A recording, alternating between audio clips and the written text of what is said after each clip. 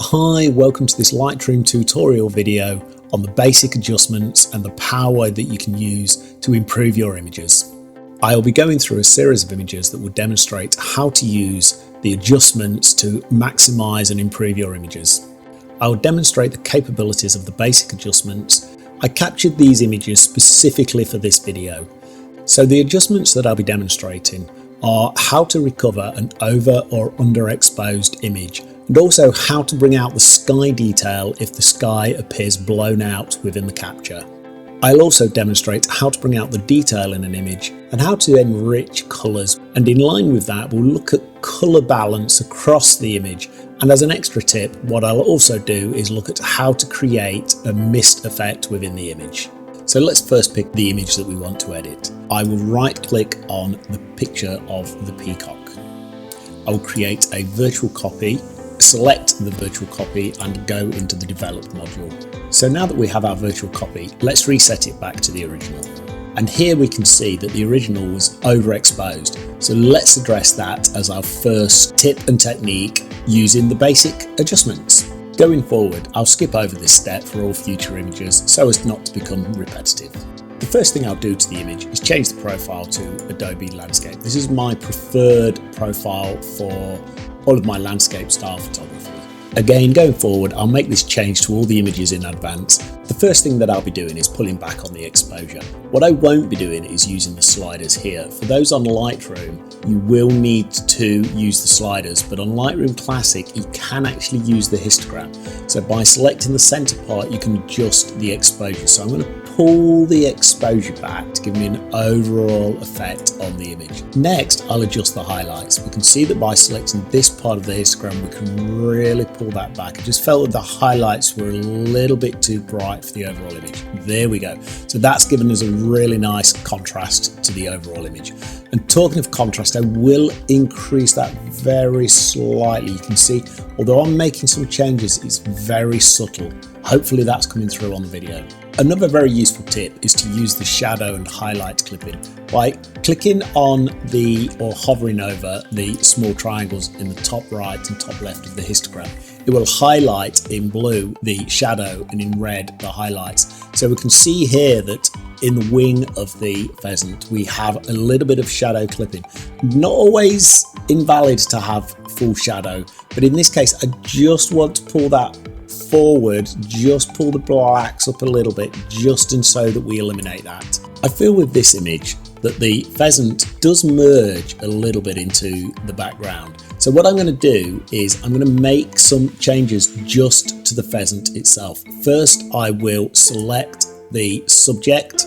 So as we can see, Lightroom has created a subject mask for us which covers the bulk and the important details within the actual peacock itself. What I would do here is make some changes to the peacock to make sure that it stands out as the prominent subject. So I'll increase the exposure and I will increase the contrast very slightly. I want to bring a bit more detail into the feathers on the front.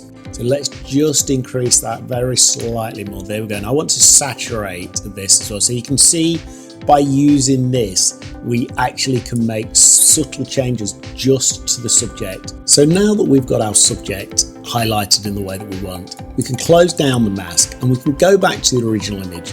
And I want to now review the overall presence of the image. I think that the vibrancy changes the, if you like, the saturation, but within a range. So things that are low saturation will be increased more than things that are already saturated. So let's increase our vibrancy a little bit to bring out a little bit of additional saturation. But in terms of the image now is a little bit oversaturated in total. So let's just pull back the saturation just a little bit. And that will bring back the saturation of the whole image evenly. And I don't know about you, but I'm finding that the feather disruption here is a little bit of a distraction. So what I'm going to do is use the clone and heal tool. The difference is that heal tends to overlay with a bit of opacity onto the underlying image, whereas clone completely takes and clears the underlying image away. So I want in this case to use clone. So I've got quite a small brush there, so I'm going to increase the size of the brush so that it's visible, and you can see that I'm selecting this area here. Now Adobe will try to make a selection for me on my behalf. What I find is you can drag this around to an area that is most applicable for what you want to fix, and there you go. So if I now switch that off, that's now fixed. So that's the best way of using clone and heal, is to let Adobe make the initial selection and then to drag the source so that you can select the best one for the final target clone.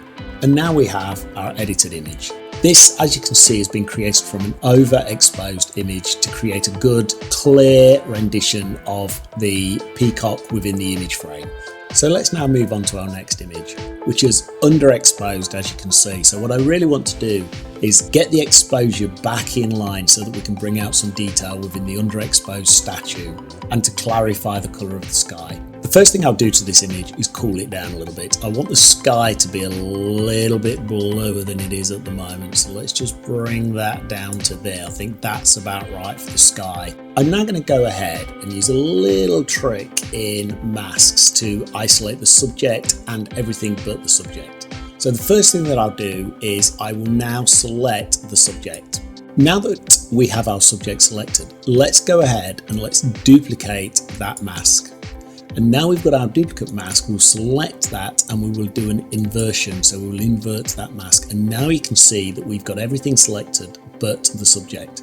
So this allows us to make changes and adjustments to the subject independently and everything excluding the subject independently too. The first thing I now want to do is to balance the two. So I will select the subject initially, and what I want to do is start to highlight the exposure. So let's increase the exposure so we can start to see the details. And then what I want to do is select the non-subject part of the image, selecting that mask. And what I will do is I will decrease the exposure just to darken it up a bit. That's probably a little bit too dark. And I will increase the contrast quite dramatically on this. You can see we're probably going to start to get a little bit of clipping, but remember at the moment we're just balancing the subject against the non-subject masks. Now let's go and have a look at the overall image. So let's close down the masks that we've got in place. What I first want to do is, you can see that we're quite exposed to the left here. So what I want to do is really increase that shadow detail. So really bring out some of the details in the highlights of the shadows themselves. It's starting to look a little bit white, so let's just pull back on the highlights to compress the image. So we're starting to get a little bit of balance now within the statue. But what you can see is from our original image, we have a really good set of detail within the overall statue itself. And now what I want to do is I want to adjust the blacks. So let's pick it on the histogram. I'm going to take it all the way to the top. We've got quite a bright image now, but we have got all of the detail that we'd require in the statue. So we have managed to recover all of that. So let's now take a look at the presence within the image.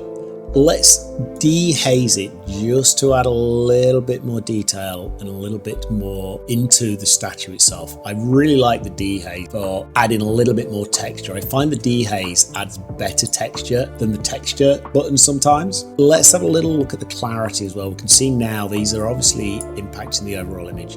And let's take a look at the vibrance and saturation. So let's increase that quite a bit. I do like vibrance. The saturation is giving us that little bit of orange glow in the palisade on which the statue is standing. And for this particular image, I've decided that the vignette actually draws attention to the statue and frames the statue quite nicely. So let's now take a look at another image. In this one, we can see on the snowdrops that we've got some water droplets. What I really want to do on this one is show you how to bring out the detail and emphasize that. The first thing I'm going to do on this image is actually do a crop. So let me select 16:9. I believe that this is the best format for this one. So let's just eliminate some of the top. And I think that we'll just bring that down in just a little bit. We want to make sure that people are aware of what this image is. Let's just drop it down just a little bit. So once we're happy with our crop, let's close that down so that we can see and visualize the image that we want to work against. What I want to do initially is increase the exposure to really capture. I want to turn on clipping. I want to make sure that we're not clipping any of the white, because there's a lot of white in this image.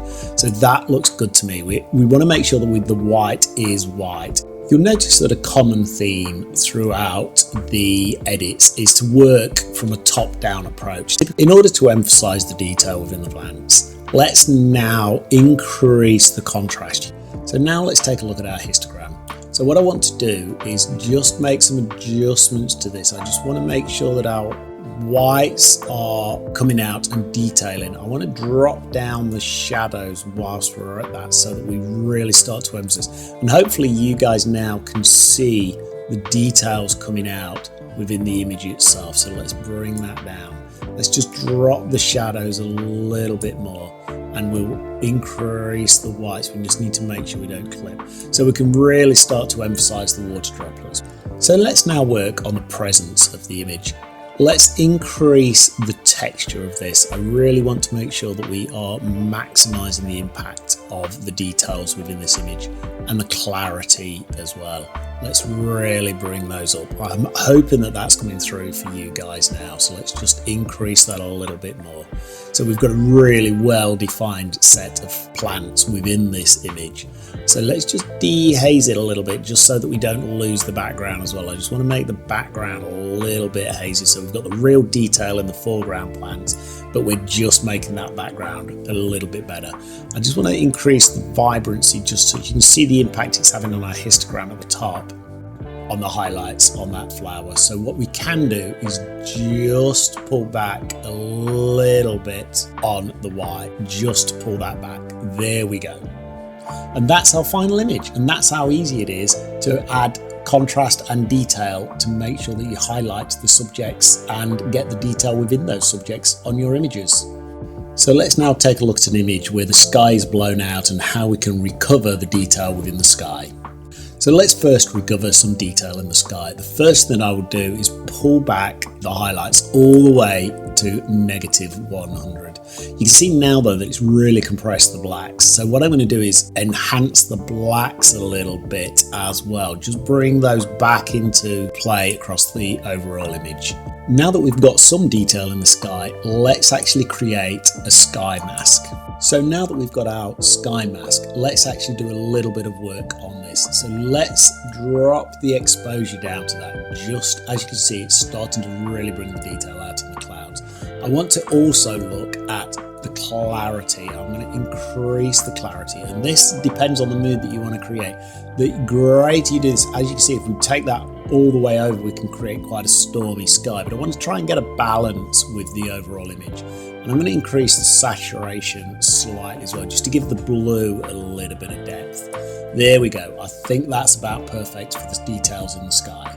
And now that we've done that, let's take a look again at the overall. I feel that the whites, if you notice here, the whites are just missing from the image. So let's just drag those over. You can see it's brightening up the image for us quite nicely. And in terms of the overall image now, let's just saturate it just to give the details in the actual castle itself. And that's how easy it can be to recover a sky. And this is one of the reasons exposing to the right on cloudy days can be a potential advantage when post-processing to achieve the final image. This image is a great example where we simply want to really enrich the colours whilst saving and keeping a balance across. So what I will do is use the histogram here. So what I'll do initially, let's pull back on the shadows just to bring that down. I want to highlight the shadow clipping just a little bit. I'm going to increase the blacks just to eliminate that. We do have a shadow and it's valid to have that shadow there though. So what I'm then going to do is bring up the highlights to really give it that contrast across the whole of the image and the range of the histogram itself. So that gives us some really good detail there. What I'm now going to look at is just the vibrancy and the saturation. So if I increase the vibrancy, remembering that that increases the lesser saturated images. The lesser saturated they already are, the more it will increase them. and I will saturate the overall image as well. I don't want to overdo the greens. I want to really focus on the flowers themselves. And that's it. That's as simple as colour enrichment can be. This thing is not to overcomplicate this. The more you add complication into it, the more you will get pixelated final results. And there's our final image. Let me turn off the image clipping. And as you can see, that is really straightforward and very simple. It's much easier to use the histogram to do these kind of edits than it is to do the slider bars, because as you drag the histogram, you can see it dynamically changing. So that makes a lot of sense. And in this final image, I want to create a more moody and balanced scene from what looks like a pretty plain reflection of some lilies on the pond. The first thing I want to do with this image is actually level it. We can see that the bank is not horizontal. So let's take a look at this. Right, so we'll constrain it to the image in the first place. Now when cropping, you could use the angle slider, but actually it makes more sense when trying to level. You get a much greater degree of accuracy when actually using the corners to rotate the image. And there we can see that we're starting to get there now. I think that's about right. Looking at the bank and the lilies, we want a little bit of tapering from left to right. So there we go. I think that's perfect. So I'm going to use the histogram to adjust this image. Now, one of the things that I'm not worried about on this is shadow clipping. I almost want shadows to be detailed underneath the lilies. So I'm just going to drop that down and also drop down the blacks. So I want there to be detail. I want there to be dark areas underneath the lilies for contrast.